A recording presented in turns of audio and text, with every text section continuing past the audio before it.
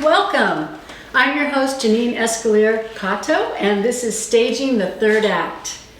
As you know, this show is about baby boomers, for baby boomers, and by baby boomers who don't have children to leave their legacies. So I love to have guests who are leaving their legacies to the universe, creatively, and how they're navigating the third act. And today's topic is step parenting. And I have my good friend here, Alexandra Clement, who goes by Alex. And she's going to talk about her journey through step parenting. But the caveat here today is many of us, when we go through second marriages, we blend families with our own children and our husband or wife's children. The difference is when you've never had your own children and you become an instant parent. That's where it gets tricky. So without further ado, I'd like to introduce Alex Clement. Hi. And I'm so glad you came. My pleasure. Yeah, it's so good to have you here. And so the first question is, first, how did you meet your husband, Dave? And then what happened with the step parenting? Okay, well, my husband and I met at a gym, and we exchanged a few words, and then he walked over to me and just kind of formally introduced himself and said, I'm divorced, I have 3 kids, and I'd really like to take you out. And I was kind of taken, wow, that's a lot. I was kind of taken aback. I was like, okay. So I agreed, and then I proceeded to let my parents know that I had met this handsome firefighter and that I was interested in going out with them. And he had 3 kids, and my father, I'll never forget, my father said, "Are you sure you want to go out with a guy with 3 kids?" And I said, "Well, Dad, it's not like I'm going to marry the guy. I'm just going on a date." And so obviously little did I know that it turned into a marriage. And 23 years later, we've been together 25, but married 23. And he had the 3 children. And we dated for about a year, and then it started getting more serious, and he asked the question, would you want to move in with me and kind of feel it out, because, the kids are my priority, and if this isn't for you, then this is a good way maybe for you to find out. No, that was nice of him. Yeah, so we talked about it, and then I said, I said, I think I'd like to try it. So I moved in, and we were together for 4 years, and then we got married in 99. And it was interesting because my husband shared custody with his ex-wife, and they oddly lived right down the street, and for reasons for the children to be able to continue to go to school and run home if they needed something, and they were focused on the kids, which was really a positive thing. So I moved in, continued to work, and then we got married. You never thought that you would be an instant mom. And how were you changing in the process with the marriage and having to take on little bit by little bit this responsibility? It was easier, as I said, the first few years. They all came to live with us by the 4th year that we were married. Oh, okay. And that's when things really started to change. And I sought therapy to try to deal with that instant responsibility of them all coming to live. Before their mother had them for 2 weeks, and we had them for 2 weeks. So that was a little bit easier because we knew on our time we kind of did what we wanted and went where we wanted. And then when we had them for the 2 weeks, my husband had a firefighter schedule. He was gone. So I was it for the 24 hours. And that included sports, taking the 3 kids they were all in 3 different sports. So running them around, including trying to make dinners and get them to doctor's appointments if they had them. So it was busy. It was a busy time. But not only that, I mean, you're taking on the responsibility of being a real parent when you didn't raise them when they were little. So how old were they at this time? When I met him, the children were 9, 11, and 12. So by this time, they were in high school. Wow. Junior high and high school. That's a really hard age for children and for parents to deal with what they're going through. Right. And I just tried to be honest with them, and my husband and I both tried to be the consistent parent. And I think that the reason that they all came to live with us was they knew there was stability at our house. And so, they didn't have to come and live with us, but they wanted to. So well, that's a good turn of events, that they wanted to be with you and they weren't fighting you on that. Right. But it was also, it was shocking, because it was like, okay, I agreed to have these children 50% of the time and help you raise them. But then when she exited and all three of them wanted to come and live with us, it was not easy. It was very difficult. I can't imagine. It was very difficult. And not because I didn't love them and care for them by then. It was just that, wow, I'm left with this total responsibility. Yeah. Whether I liked it or not, because I loved my husband and I was in it for the haul. Yeah. That was the vow I made. It included the children and him, Did he give you support? And My did husband? he back you on your Yes, decisions very with much. the kids? Very much so. Good. That's important. Yeah. In fact, he tended to be a little more of the stricter parent, and I was more of the fun parent. Yeah. And that kind of worked in my favor. Uh-huh. Because that's part of my personality. My husband, being in the fire service, was more of a very, deliberate person, or organized, and I was a little more free. And my husband didn't think they should watch TV during the week, and my idea was, if you had your homework done and you got your showers, that you could watch a program before you went to bed. Mm-hmm. So they loved that. And I grew up in a very stable home. My mother was a stay-at-home mom, and so when I got home from school, my mom was there. We ate our meals always together. So even if my husband was at the firehouse, I made it a goal for us to eat together every night. That's great. So that was a plus.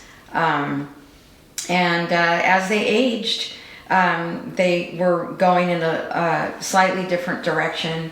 My middle stepdaughter went into the military. She left at not quite 17. She went to boot camp for the Air Force, and that was really difficult for both of us. Because she was so young, but so driven and so motivated, and I think kind of wanting to.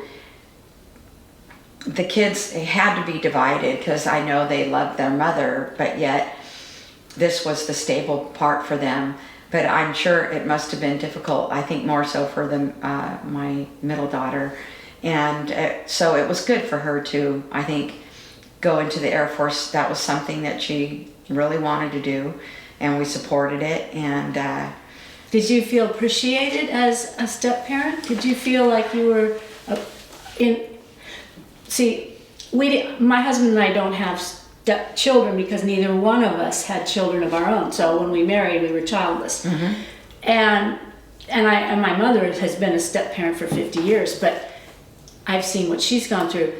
But did you feel like you felt like a mom, like a real mom? I never really felt like a real mom. I felt the mother role. And it was kind of what I saw with my mother, just very, I think innately I'm a nurturing person. Mm-hmm. So that kind of came naturally to me. Mm-hmm. And I mean, did you get the love back that you were giving?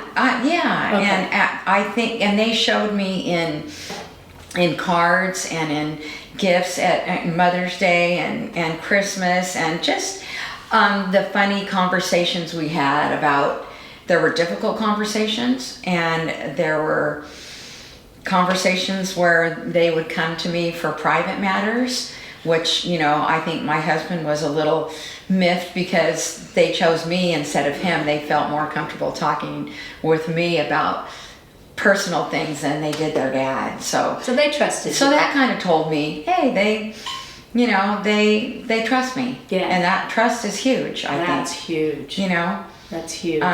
So yeah, we had difficult moments, but they were never, and I think I credit both of the parents in the early stages with respect and with politeness that they taught the kids. Yeah. And important. yeah, so that kind of carried through, I think, with them. The thread is that your husband, he supported you. Yeah. And he made you important to them. In their eyes, you were important. It's like, you know, We're in I this love together. Alex. We're in this together, and she's always going to be here. And she is your parent. She's now your parent figure in this house. Yeah. Yeah. Yeah. And I think they understood that. They never said, "You're not my mother. Don't tell me what to do." That just never. Oh, really? No, they didn't. We got mad at each other and we exchanged words and things, but it was mainly about whether it was chores or, you know, what time to come home or whatever, but never that disrespect like that. Boy, which, you're fortunate. very fortunate. I've heard some horror stories. Very fortunate. About. But there was some smart lip, you know, typical of kids that age. And my one stepdaughter, she did tell me much later that how much she appreciated, because she could be difficult with me.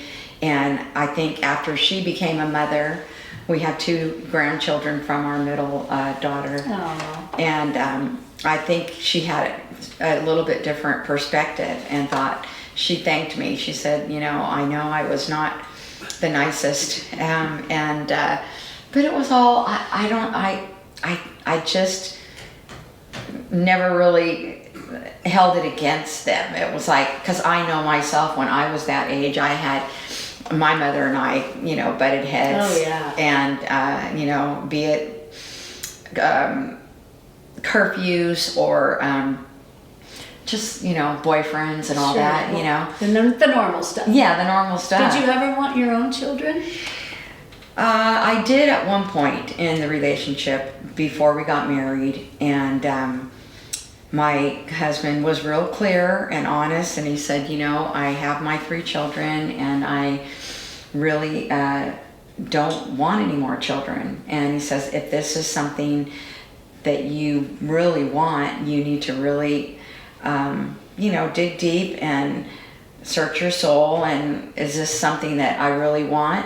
Because it basically was saying we would probably go our separate ways. Wow, that's really hard. Yeah, that was a hard Because one. I wanted children, and Glenn said, sure, and we were 40 when we met and got married. Okay, a little later. Yeah, and I really, really wanted them, but I had endometriosis so bad that it had already taken over my body, and there was nothing they could do. Sorry. So I had to have an early hysterectomy, and then we got into the foster care system, and that, you know, we took off that way with it. But which is a wonderful thing. yeah. You know? So the point is, for a woman to marry a man who says, and I really respect that he was being honest with you. That is really great for a man to say, I know what I want and what I don't want, and I'm leaving you to... I'm putting it in your court, Yeah. basically. And I'm not gonna string you along.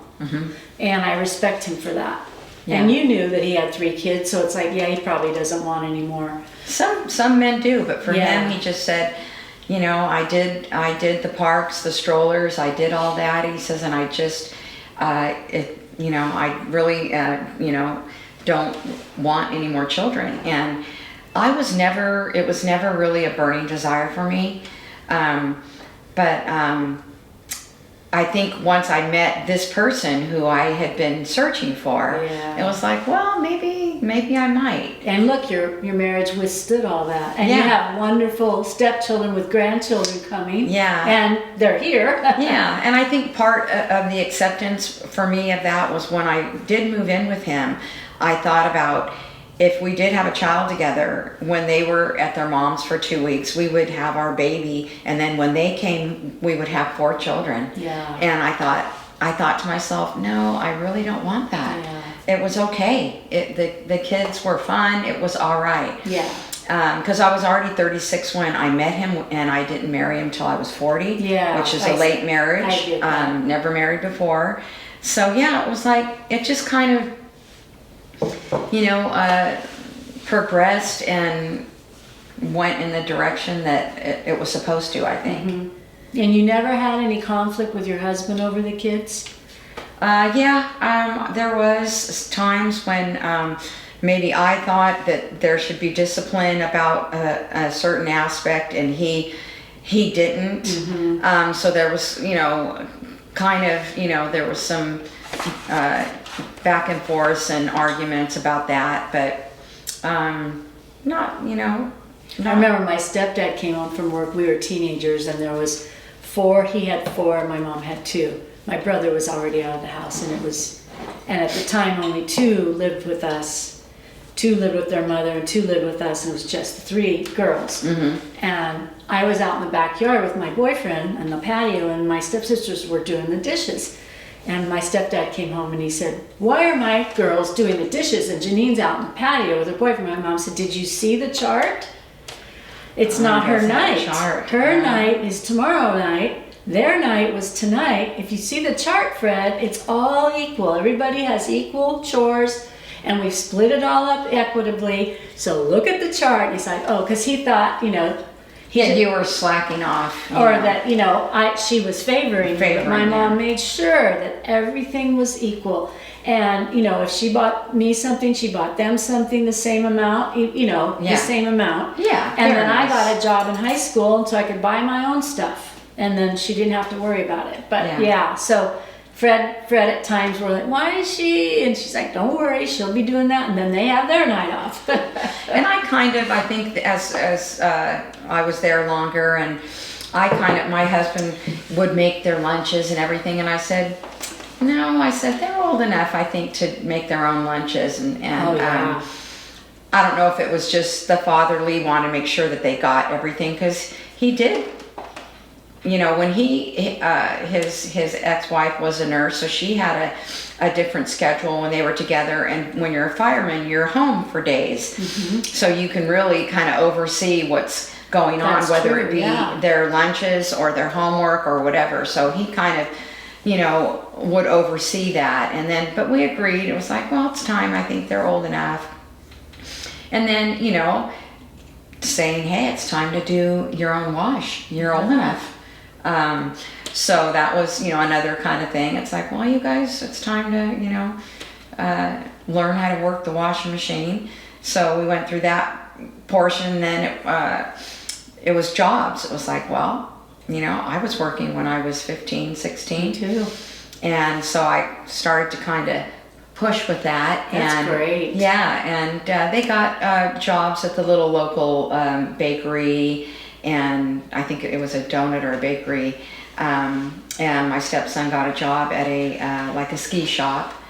And it was just, it was fun to meet their friends. And I got involved with the grad night with their high school in Vacaville. And that was a lot of fun. And a lot of work, but it was really fun. And I did that for all 3 years, or all of their graduations. And it was very gratifying, and it gave me a chance to use my artistic abilities. And I volunteered also at the school in the art department when they took art classes in junior high level. Wow, you were a hands-on mom. You really were. I tried, yeah, because I really enjoyed it, and accepted, I guess, that there was going to be difficulties that came with it, but That's You know, wonderful. we were How? very. What are they doing now? Tell us. The oldest one is going to be 40 in May. Wow. I know, it's hard to believe. 12 years old when I met her, and now she's going to turn 40. Wow.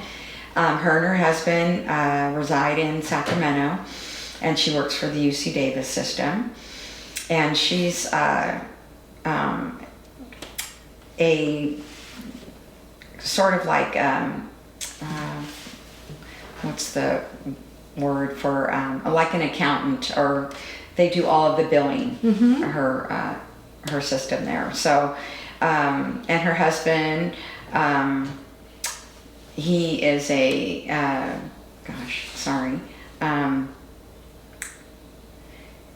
what is that, when you work for the county, he's a, when you help people, like you were saying in the Social foster worker? system, he's a social worker, I'm so sorry. And they have a dog, and they live in Sac, and they're all involved in running and different groups. You know, they love the outdoors. And then my middle daughter is the one that's currently in the Air Force, and she teaches law at the Air Force Academy. She's an attorney. Wow, she really made it work, didn't she? Yes, she did. So they live in Colorado Springs, not far from the academy, and they have 2 children, our grandchildren, a boy and a girl, 9 and 7. Wow. And they're adorable, and we wish we could see them more, but Yeah. FaceTime is, you know, a great thing, next best thing. And then the youngest one, Tom, he lives in Truckee, and he married recently, a year and a half ago, and him and his wife don't want children, and they're very involved in outdoor activities, and they love skiing, they love riding snowmobiles, they love to tube down the Truckee River in the summer, and they work hard, and so yeah, Nice. They're doing well. Do they still reach out to you? Oh yeah. I just talked to my daughter this morning, and we FaceTime with the kids like I was about once a week probably with the grandkids because they're in school and busy. What do the grandkids call you? They call me Nana. That's nice. Yeah, I'm Nana. Yeah, and they're just funny. You know how innocent kids are. You know, and. Do your stepchildren call you Mom or your first name? No. Well, my middle stepdaughter, her name is Taryn. She calls me Alex. And Tom calls me Alex, my stepson. He's the youngest. But Tandra, the oldest one, she'll call me Mama or Mom. Nice. Yeah. And Alex too. But yeah. So, yeah, it's been a journey. Yeah, you know? I can imagine. Yeah. But it sounds like it's been a very, very rewarding journey. Yes. You know, navigating through taking care of elderly parents. I just recently lost my father. Oh boy, do I know that one. Yeah, so that's been difficult, and they're supportive via, you know, phone calls and asking, you know, how are your mom and dad? Even my oldest would, if she was coming back from the Bay Area, stop and see my mom and dad, which meant a lot to me. And so yeah, and then recently we had a memorial for my father, and my middle daughter in Colorado couldn't make it, but the oldest was there and the youngest, and they got up and shared their sentiments about my dad, and that was really special. Well, we're down to a few minutes left of the show, but I would like you to kind of give the viewers maybe some advice or some lessons you learned about being a step parent that you might want to impart to the viewers. Something a legacy about it that you'd like to leave. Something just like a little soundbite to leave the viewers. Be open to what comes into your life, and for what reason we don't know at the moment, but trust that it will unfold as you go along, and you know, love. I always keep going back to love. and it's like you get what you give. Oh, absolutely. So I like feel, that. You yeah, do. That's I very feel true. like what I gave to them, I got tenfold back. Yes. So it's, it overshadowed any negative things that happened or occurred, you know, so. Yeah, I love that. I love that. Yeah, I love that. You get what you give. that's true. So we have a few minutes if you wanted to give the viewers anything that you want to share about things that you're involved in, that you want the viewers to know about, any kind of, maybe your artwork or anything like that? I've been very immersed in caring for my parents at this in the last years, but I've continued to paint. I'm an oil painter, but haven't had as much time to really just give to that. But now I'm going to start getting back into that, and I'm working on a painting right now. And I just try to exercise and try to keep myself healthy, and we live on acreage, and March is coming up, the time when the yard just explodes, so we'll be doing a lot in our yard, and try to do a little more travel now that my mother is stable, and so I feel a little bit where my father wasn't. I feel like I can leave and not worry about her. She's safe and she's healthy right now, so that gives me a little bit more peace of mind, where I can say, okay, let's go leave for a week. You've been through a long journey with that, and Very you really much. you and your husband deserve a time together now. Thanks. Yeah. And you, again, knowing you and your big heart and how you give so much, you've given a lot to your parents and you have nothing to regret. You were there for them every step of the way. Janine. And you just feel good that it was his time, and he knew you loved him, and you did everything you could. Yeah. So reward yourself. Yeah, it's kind of my time. I think I want to learn to play pickleball this spring, and just take care of myself. Yeah, sounds good. Yeah. I think that's a lesson for all of us, is we're at a time in our lives where we are taking care of younger children and grandchildren and older parents. So I'd like to leave today's show with, take care of yourself. Give yourself time to do the things you love. And we're taking on gargantuan responsibility, and we need to take care of ourselves first. And I'd like to tell you, my next guest is going to be Susan Rushton, who's also has a show on ACTV, and I'm excited about interviewing her. So stay tuned for the March show, and thank you for tuning in to Staging the Third Act. And thank you, Alex, for being You're welcome. a guest. Thanks. It's been a pleasure. I enjoyed it. Thanks, Thank you. Janine. Until next time, this is Janine Escalier-Cato.